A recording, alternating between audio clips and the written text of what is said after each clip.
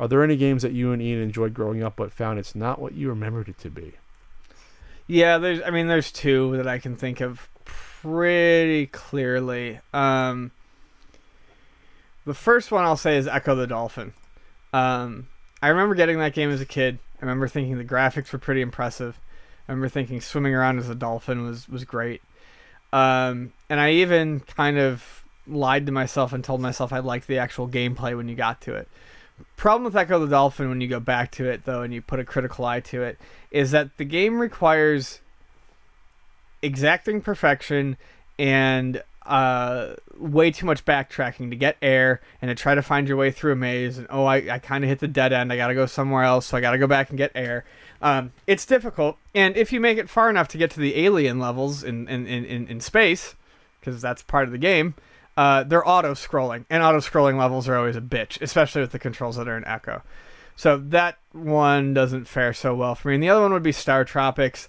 The movement and controls in Star Tropics are just too fucking weird for me these days. Really? Yeah, I What loved about the it? game, but the game moves tile by tile when you move Mikey. Oh, okay. So it doesn't feel very smooth or fluid during the action sequences. I'd have to go back and- It makes the jumping weird. Because I loved that game when I picked it up, and I picked it up later. It was like a flea market find when I was like 16, and They were I still adored selling. it. They were still selling that at Toys R Us in like 2002. Yeah. They still had Star Fox 1 and 2. Excuse me, Star Fox 1 and 2 for sale. But I wasn't even a kid. Like I said, I adored that game when I was like 16, and then I went back to it when I was like 30, and I was like, I can't play this.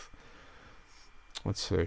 Life Force to me is the one that I loved as a kid, as I probably used the 30-man code to beat it. And now I think it's way too difficult in terms of the environmental hazards in that game. The flames that come up, things like that, the nets and The whatever teeth. else. Or It's tough. Yeah. It's a tough game. I'm decent at shooters, but that's like one that, wow, I only liked that as a kid because I had 30 lives I can continue. Because now I try to play stuff without doing 30 lives, like Contra, I can beat with that with the 2 lives.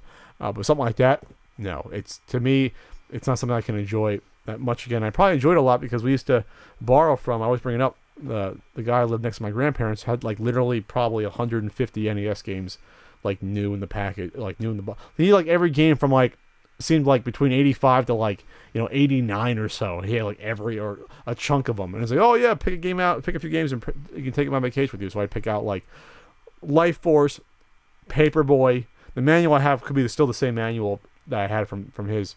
Jeopardy, maybe like Ninja Gaiden, another one. We'd take him and go on vacation to Ocean City, Maryland, in the condo we rented. We play the games a week. But Life Force is a game that I loved as a kid. That no, I can't play it.